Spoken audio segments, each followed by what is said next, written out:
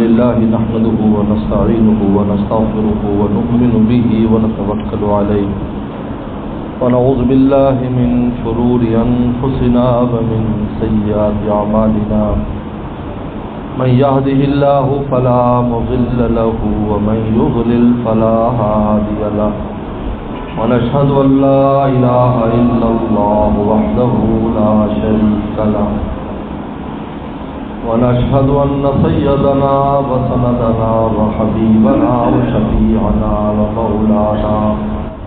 وشفيعنا ومولانا محمدا عبده ورسوله صلى الله تعالى عليه وعلى آله وأصحابه وبارك وسلم. أما بعد فأعوذ بالله من الشيطان الرجيم. بسم الله الرحمن الرحيم. شهر رمضان الذي أنزل فيه القرآن هدى للناس وبينات من الهدى والفرقان فمن شهد منكم الشهر فليصم. قال النبي صلى الله عليه وسلم من صام رمضان إيمانا واحتسابا غفر له ما تقدم من ذنبه ومن قام رمضان إيمانا واحتسابا غفر له ما تقدم من ذنبه أو كما قال عليه الصلاة والسلام. صدق الله وصدق رسوله النبي الكريم. الحمدللہ اللہ کے فضل خاص سے آپ کی اس مسجد میں تراویح میں قرآن مجید مکمل ہوا ہے. قرآن مجید معجزہ ہے اور معجزہ وہ ہوتا ہے جس سے انسان عاجز ہوتے ہیں. انسان عاجز ہوتے ہیں اس کو معجزہ کہتے ہیں. لیکن قرآن مجید معجزہ ہے تو اس کا پڑھنا، یاد کرنا، اس کا سننا، اس کا لکھنا، محفوظ کرنا، اس سب کا تعلق معجزے کے ساتھ ہے. اس لیے اللہ نے فرمایا وَلَقَدْ يَسَّرْنَا الْقُرْآنَ، ہم نے قرآن آسان کیا ہے. آسان نہیں ہے، تم ایسے پڑھ لیتے، تم ایسے سن لیتے. ایسا نہیں تھا، یہ تو میرا کلام ہے، یہ تو وہی ہے جس کے لیے جبریل السلام جیسا طاقتور فرشتہ جس نے صدوم کی 50 بستیوں کو اپنی ایک انگلی کے اوپر اٹھایا، جس کو ہم نے ایسی طاقت دی ہے. ذو مرہ جس کو قرآن نے کہا طاقتور فرشتہ. اور کہتے جب اللہ نے جبریل السلام کو پیدا کیا تو اس کی پیدائش میں جو مرحلے گزرے، حضرت شیخ زکریا رحمہ اللہ فرماتے ہیں ان مراحل میں ان کی تخلیق میں ایسی چیز رکھی گئی کہ اللہ کی وحی کا بوجھ اٹھا کر پیغمبروں تک پہنچا سکے. ورنہ آپ فرشتے میں بھی طاقت نہیں ہے، ان میں یہ طاقت رکھی کہ ان کی تخلیق میں جب پیدا کیا اسی وقت ہی اس نور میں ایسی چیزیں شامل کی ان کے نور میں، ان کے میٹیریل میں، کہ ان میں اتنی طاقت ہونی چاہیے کہ میرے کلام کا وزن اٹھا سکیں اور پیغمبر تک لے جا سکیں. اور پیغمبر سلام کو پیدا فرمایا.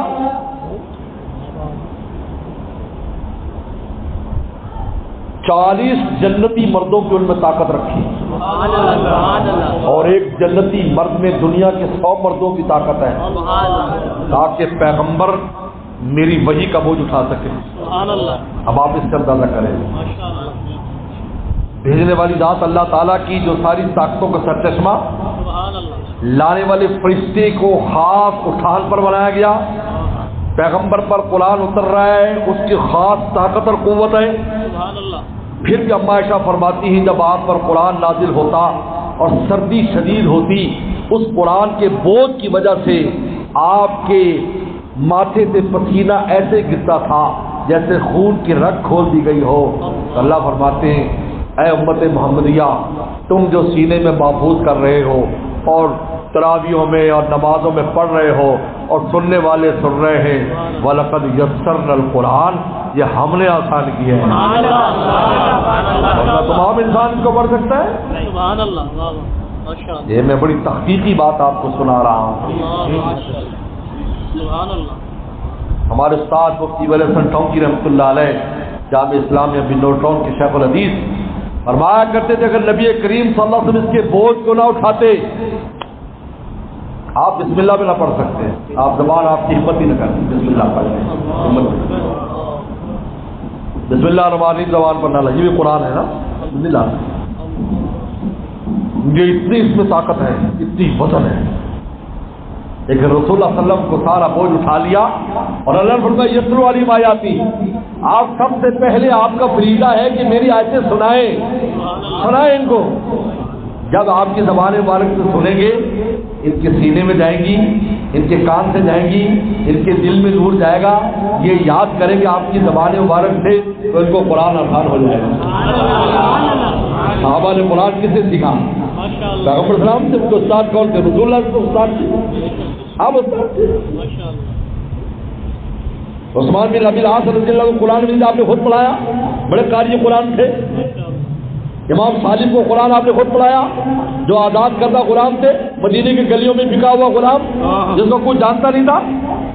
رسول اللہ فرماتے تھے بیٹھا سالم ہو گئے، جو ان کو خرید کے لایا تھا حذیفہ بن یمان کی اہلیہ.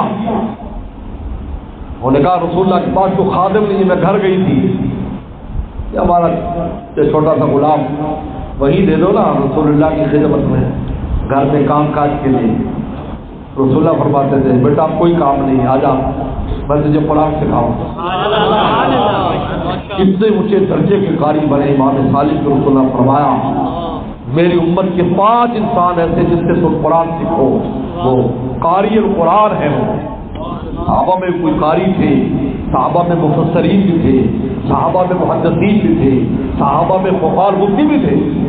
مسائل پوچھنا، فرمایا حلال اور حرام کا مسئلہ پوچھنا ہے ابو بکر صدیق سے پوچھو، عمر سے پوچھو، معاذ بن جبل سے پوچھو.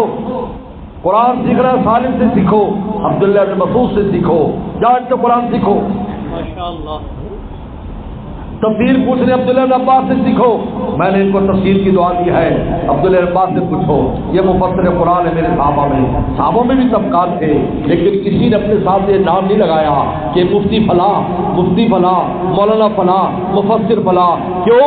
اس لیے کہ ان کا سب سے بڑا اعزاز یہ تھا کہ رسول اللہ کے صحبت یافتہ ہے. وہ صحابی ان سے اوپر کوئی شرف نہیں، یہ سارے شرفوں سے اوپر شرف ہے. باقی ٹائٹل امت میں ہے لیکن کوئی صحابی نہیں بن سکتا.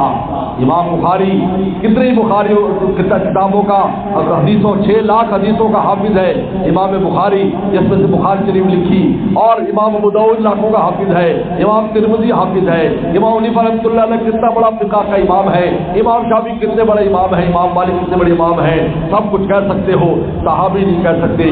صحابی وہ ہے جسے رسول اللہ کی اتنی سے صبر چاہیے ہو، ایک نگاہ ایمان کے حد میں رسول اللہ کے چہرے پر پڑی ہو، یا رسول اللہ کی نگاہ اس کے چہرے پر پڑی ہو، اگر وہ نابینا تھے اس کے چہرے پر پڑی ہو، پھر چاہے کبھی ملاقات نہ ہو، وہ ایک نگاہ کا اثر یہ ہے کہ رضی اللہ عنہ و رضوان کا خطاب لے گیا. اس لیے میرے دوستو فرمایا کہ امام صالح کو خود قرآن سکھا رہے ہیں. یتلو آیات، آپ قرآن پڑھیں، کیونکہ جب آپ پڑھیں گے تو تب ان کے لیے آسان ہوگا. پہلے آپ پڑھ کر سنائیں ان کو بتائیں قرآن کیسے پڑھنا ہے. یہ معجزہ ہے نا، اپنی مرضی نہیں چلے گی یہاں کہ تم مرضی سے پڑھ لو. انگریزی تم جیسے پڑھ لو، بیگ پڑھ لو یا باغ پڑھ لو. بیگ کو باغ پڑھ دو، باغ. آپ کہیں گے آپ تو بہت ہی غلط پڑھ لی. میں غلط نہیں پڑھ رہا. ہر ایک دوست آئرلینڈ سے، میں انگلینڈ لندن تھا تو آئرلینڈ سے ہمارے ایک دوست ہے مولانا صاحب، آئرلینڈ بھی انگلینڈ کا قصہ ہے. کہنے لگا میرا باغ کہاں ہے، میرا باغ کہاں ہے. وہ کہہ رہا ہوں صاحب میرا باغ کہاں ہے. میں نے کہا یار یہاں کون سا باغ تو نے لگا لیا ہے. وہ کہتے جی معاف کرنا، ہمارے یہاں بیگ کو باغ کہتے ہیں آئرلینڈ میں، ایک کو کھڑا پڑھتے باغ. تو آپ باغ پڑھ لیں، بیگ پڑھ لیں. قرآن میں مرضی نہیں چلے گی آپ الف لام میم کو اپنی مرضی سے ٹرانسلیٹ کرتے رہیں کسی لفظ کو اپنی.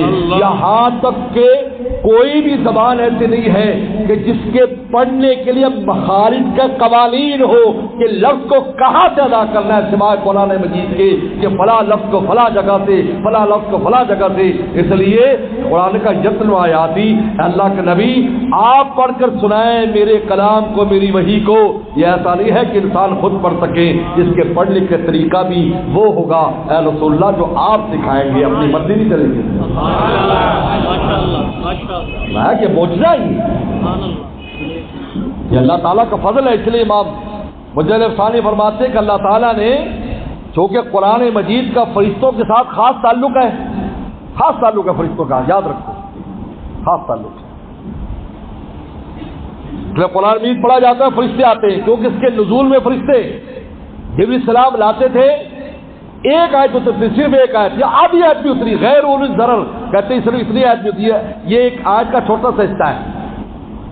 یہ اب سے لے کر نیچے آئے جبریل السلام 70,000 فرشتہ ساتھ آیا تھا، 70,000 اس کو لے کے آ رہے ہیں، کیونکہ اللہ کا کلام ہے، اللہ کلام جا رہا ہے۔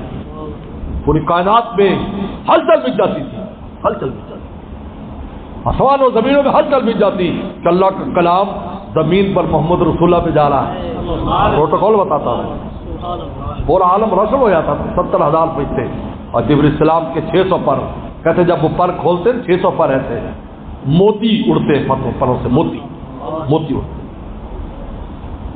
ایسے لے کر آتے تھے حجاب کے ساتھ۔ فرشتوں کی انوالومنٹ دیکھیں، لہٰذا جب بھی قرآن پڑھا جائے گا فرشتے آئیں گے۔ آپ چاہتے ہو فرشتوں کو بلانا، تلاوت شروع کر تو قرآن کا خاص تعلق ہے فرشتوں کے ساتھ۔ یہ وجہ کہ شیطان نہیں آ سکتا، جب بھی تلاوت کرو گے شیطان کی مجال نہیں کیا ہے، اس لیے کہ فرشتے آ گئے۔ جب فرشتے آ گئے تو شیطان کیسے آئے گا؟ غزوہ بدر میں کیا ہوا تھا؟ غزوہ بدر میں یہی تو ہوا، شیخ نجدی بن کر شیطان آیا، 300 بندے لایا تھا، 300 آدمی شیخ نجدی بن کر۔ ابو جہل سے کہا کہ کوئی فکر کی بات نہیں ہے، میں تمہارے ساتھ ہوں، انا معاکم، بالکل فکر کی بات نہیں۔ 300 آدمی، ابو جہل نے کہا 1000 ہم ہو گئے، 300 1300، اور صحابہ کرام 313، اور وہ بھی ان کے پاس ہتھیار نہیں ہے۔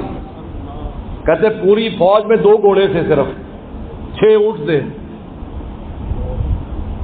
50 60 40 50 تلواریں تھی، باقی کسی پر ڈنڈا تھا، کسی کے پاس سوٹا، کسی کے پاس جو نا وہ نیزہ، کسی کے پاس لوہے کا کوئی جو نا وہ چیز، سریا مریا۔ یہ شیخ نجدی آ گیا، آنے کا فکر ہی نہیں کرو، آج ایسے کر دیں گے۔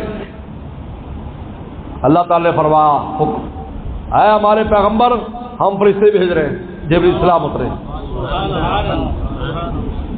3 وعدے فرمائے اللہ نے، 3 وعدے، 1000 بھیجوں گا، پھر 3000 بھیجوں گا، پھر 5000 بھیجوں گا، اسی ترتیب ہے۔ پہلے 1000 فرشتے آئے، پھر 3000 آئے، پھر 5000 آئے۔ اس شیخ نجدی نے جب دیکھا شیطان نے جبریل السلام کو، تو جبریل السلام سے تو پرانے کٹاپا چڑھتا رہتا ہے، اس کو پرانا مار کھاتا ہے۔ کتے کو جس بابے کا پتہ نا، جس کی ڈانگ کھائی ہو جس بابے کی، جو فجر میں بابے آتے ہیں نا نماز کے لیے، تو بعد کتے تنگ کرتے ہیں، لیکن اگر کسی کی ڈانگ کھائی ہو نا کتے نے تو پہچاننے لگ جاتا ہے، باؤں باؤں کرے گا لیکن دور سے کرے گا، قریب نہیں آئے گا۔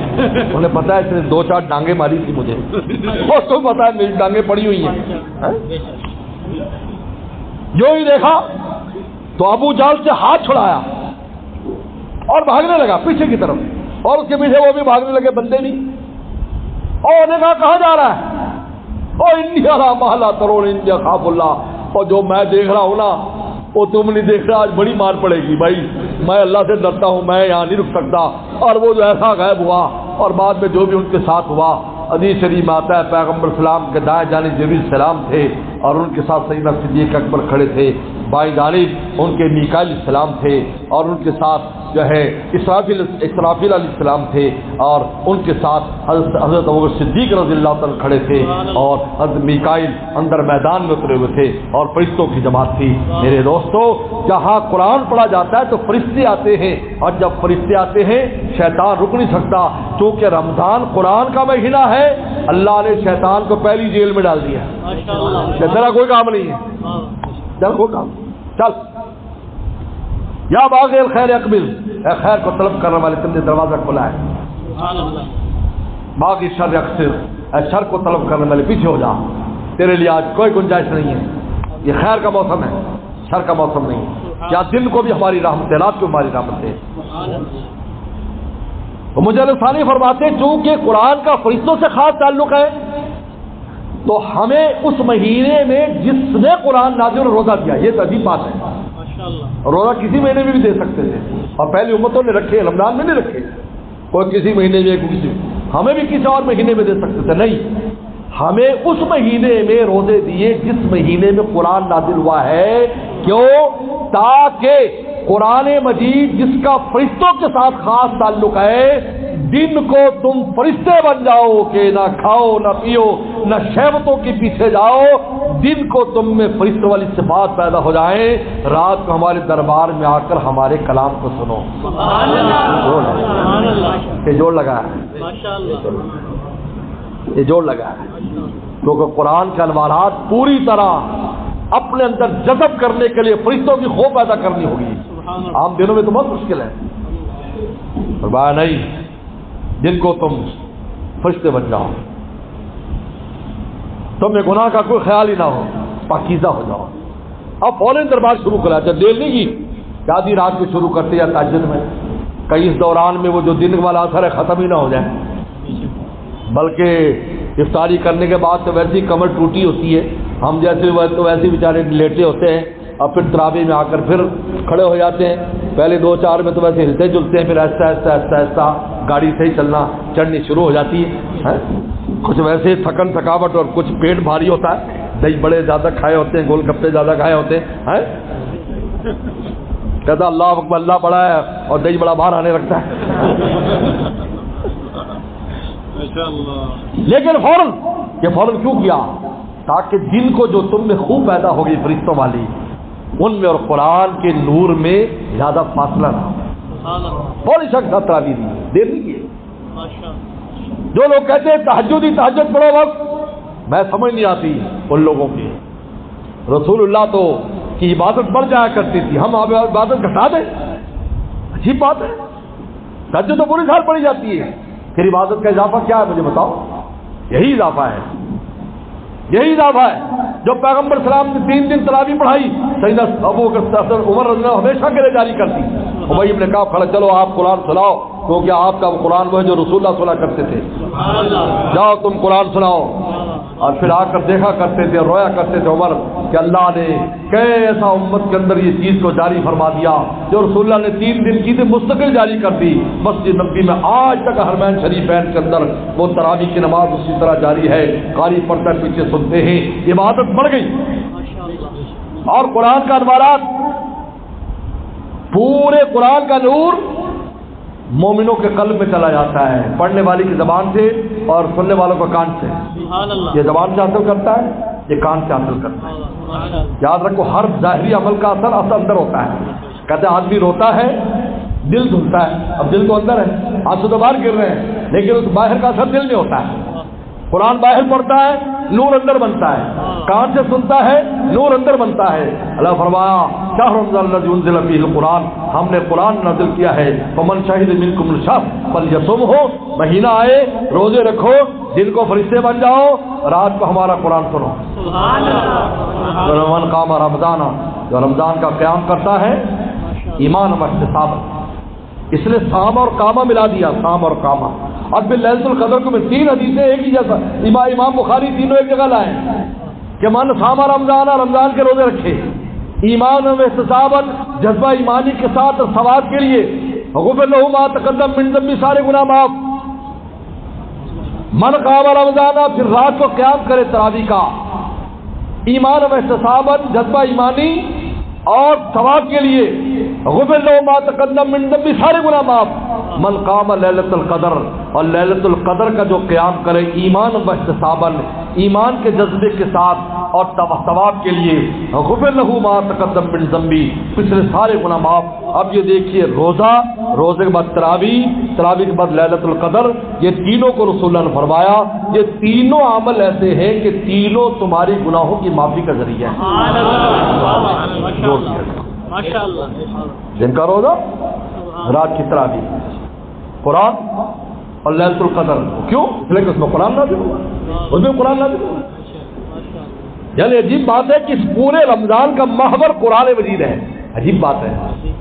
شاہ رمضان پورا مہینہ یہ قرآن کا مہینہ، لیلۃ القدر قرآن کی نزول کی رات. تم نے کیا کرنا ہے؟ دن کو فرشتے بننا ہے، رات کو قرآن سننا ہے. جب فرشتے بن جاؤ گے تو فرشتوں کے ذمہ کوئی گناہ نہیں. غفر لہ ما تقدم من ذنبہ، تمہارے بھی سارے معاف. سبحان. عجیب بات ہے. پورا محور قرآن مجید پورا محور. یہ نعمت رمضان میں ملتی ہے ورنہ کہاں قرآن سننا ملتا ہے. قرآن تو کتنا ہمت والا ہو، کہاں پڑے گا. عشاء کی نماز پڑھنا مشکل ہو جاتی ہے. اچھے کھائے پیے سوئے ہوئے ہمیشہ مشکل ہے. اور جہاں دن بھر روزے کی مشقت بھی ہے، کام کاج بھی ہے، روزہ کھول کر انسان کی طبیعت کیسے ڈھیلی ہو جاتی ہے، لیکن پھر اللہ ہمت دے دیتے ہیں کیونکہ فرشتے بن گئے نا. فرشتے تھکتے نہیں ہیں، یہ مومن بھی تھک نہیں رہے. حالانکہ ہونا تو یہ چاہیے کہ ریسٹ کرے گی، 2-4 گھنٹے سونے سے مولانا صاحب پھر آئیں گے، لیکن لینے نہیں اور آئے. دیکھو مسجد نبی میں حاضری ہوتی ہے، روزہ کھولا 2 گھنٹے کے بعد تراویح وہیں بیٹھے ہوئے ہیں، وہ تراویح پڑھ رہے ہیں. 11 بجے جا کر جناب چھٹی مل رہی. یہاں تو پھر بھی ہم روٹی موٹی کھا لیتے ہیں، عربوں کا روٹی کا رواج ہی نہیں ہے. ہم ایک دوست کے آنکھوں نے کہا جی آپ کی دعوت ہے کس چیز کی؟ افطار کی. میں کہ افطار تو مسجد نبی میں کرتے ہم بھی وہی کرتے ہیں. ٹھیک ہے جی. پھر تراویح پڑھی، 11 بج گئے. کتنے بجے دعوت ہے جی؟ 1 بجے تشریف لے آئے. 1 بجے یہ افطار کی 1 بجے. وہاں گئے، کہوہ پلایا، کھجور اور کہوہ. 1 گھنٹہ چلتا رہا. کتنے بج گئے؟ 2. میں نے کہا شیخ ہذا افطار اور سحور، یہ افطار سحری ہے. کہا کہ ہم عرب ایک ہی ٹائم کھاتے پیتے ہیں، رات کو 2:30-3 بجے یہ سحری بھی ہوتی ہے، یہ افطار بھی ہوتی ہے، باقی ساری قرآن کے ساتھ وقت ہے ہمارا. مسجد نبی میں وقت گزار لیا. آج بھی ایسے کرتے ہیں جتنے جاتے ہیں. اب کھایا جا رہا ہے، اب 2:30-3 بجے کھا رہے ہیں. سبحان اللہ. باقی ان کی عجیب ترتیب، بڑی ہمت کی بات ہے. ہم تو یہاں اچھا خاصا کھا پی لیتے ہیں، روٹی شوٹی نہ ملے تو بعد میں تو کھاتی روٹی. تو بہرحال میرے دوستو رمضان کا پورا محور قرآن ہے. اور یاد رکھو دن تھوڑے سے باقی ہے. ابن رجب حنبلی کی ایک نصیحت آپ کو بیان کر کے میں ختم کرتا ہوں. ابن رجب حنبلی بہت بڑے محدثین میں سے، بہت بڑے اللہ والے ہیں اور بہت اونچے درجے کے مصنفین میں سے. شرح حدیث میں میں نے ان سے اونچا آدمی نہیں دیکھا. وہ فرماتے ہیں کہ اللہ نے رمضان کی ترتیب ایسی رکھی ہے کہ جو ختم ہوتا چلا جاتا ہے ویسے ویسے فضائل بڑھتے چلے جاتے ہیں. سبحان اللہ، ماشاءاللہ. آخری اثر آیا، فضائل کہیں سے کہیں چلے گئے. کعب کی رات مسنون کر دی، لیلۃ القدر رکھ دی. کہا کہ اگر پہلے 2 اشروں میں تم سے سستی ہو گئی ہو، آخری ایام میں ذرا زور لگا لینا، اللہ پہلی والی تقصیرات بھی ختم کر کے پورے کا پورا تمہارے کھاتے میں ڈال دے. دادا آج کی رات بھی بڑی قیمتی رات ہے. آگے بھی 1 رات اور ہے، 2-3 راتیں. یعنی آج سے روزے کی نیت کر لو کہ ایسا سے روزہ لگائیں گے، نہ کوئی گناہ ہونے دیں گے، نہ زبان سے کچھ ہونے دیں گے، نہ دل میں آنے دیں گے. دن کو بھی قرآن کے ساتھ ذکر اس کا وقت گزاریں گے، رات کو بھی اس کے ساتھ وقت گزاریں گے. لیلۃ القدر کو جاگ کر عبادت کے اندر بھی گزاریں گے. ہو سکتا ہے ان 3 دن کی خاص ہمت کی وجہ سے پورا پچھلا کھاتا بھی اللہ تعالیٰ اعلیٰ فرما دے. عالی بلند بالخواتین، کیونکہ اعتبار خاتمے کا ہے. ابن رجب حنبلی نے بڑی پیاری نصیحت کی، بڑی پیاری نصیحت کی. کہ ایک آدمی پہلا اچھا گزارے آخر میں خراب کرے؟ کہا کہ آخر میں تو انعام ملنے کا وقت ہے. بہت سے لوگ ہوتے ہیں جو پہلے نہیں آئے ہوتے لیکن جب بٹوارا ہوتا ہے تو لائن میں لگ جاتے ہیں. وہ کہتا ہے تو پہلے کوئی نہیں سی معاف کرو جی میں نہیں ہونے جاتا میں تو لائن نہیں جاؤں گا. تو مالک کہتا ہے چلو یار کوئی بات نہیں دے دیو، اگرچہ شرائط بھی پورا نہیں کرتا، اگر وہ سخی ہے تو اس سے بڑا کون سخی ہوگا. تو کہیں گے پہلے تو ایسا ڈلا بلا رہا، چلو آخر میں آ گیا ہے تو جس دن جو ہے عید والے دن مغفرت کے پروانے بٹیں گے چلو بھائی اس کا بھی دے دو، کوئی بات نہیں. عبرت بالخواتین ابن رجب حنبلی نے بہت اونچی بات کی. بس اللہ تعالیٰ آپ کا عمل کی توفیق عطا فرمائے. وآخر دعوانا ان الحمدللہ رب العالمین.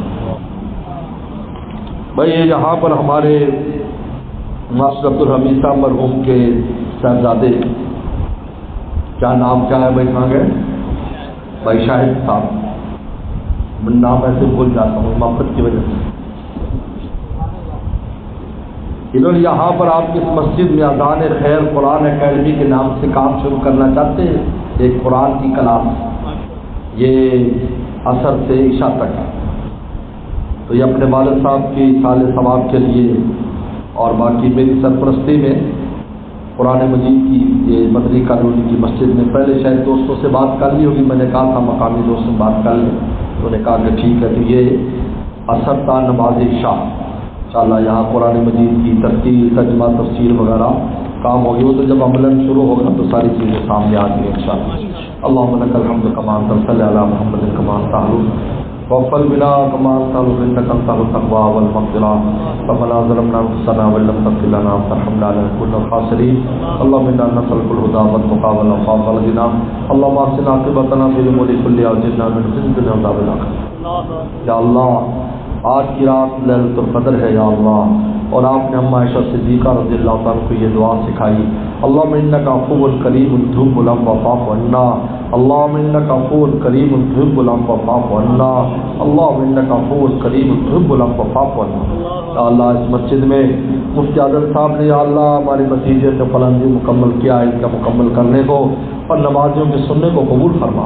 اس مسجد میں ہمیشہ آباد اور شاد فرما. تمام محلے والوں کو نمازیوں کو جو مسجد کو اپنے سجدوں سے آباد کرتے ان کو برکت عافیت نصیب فرما. یا اللہ ہر طرح کی عافیت نصیب فرما. یا اللہ ہر طرح کی عافیت نصیب فرما. یا اللہ یا اللہ عالم اسلام کی حفاظت فرما، پاکستان کی حفاظت فرما، دینی مدارس مساجد خانقاہوں دینی مراکز کی حفاظت فرما، ہر مسلمان کی حفاظت فرما. یا اللہ ہمارے روزوں کو، ہماری تراویح کو، یا اللہ ہمارے صدقہ خیرات کو، ہماری عبادات کو قبول فرما. قرآن مجید کے ساتھ ہمیں خصوصی تعلق نصیب فرما. 100% آپ کا بن جانے کی توفیق عطا فرما. ہر طرح کی عافیت نصیب فرما. اللہ ہمارے مرحومین مرحومات کی مغفرت فرما، بیماروں کو شفا عطا فرما، پریشان دوست کی پریشانی دور فرما، رزق کی تنگیوں کو دور فرما، مردوں کے بوجھ کو دور فرما. یا اللہ جو مانگے وہ بھی عطا فرما، جو نہ مانگ سکے وہ بھی عطا فرما، اور دوست کی جو بھی حاجت اپنے خزانوں سے ہماری حاجات کو پورا فرما. ربنا تقبل منا انک انت السمیع العلیم. صلی اللہ تعالی علی خیر خلقہ محمد و آلہ اجمعین.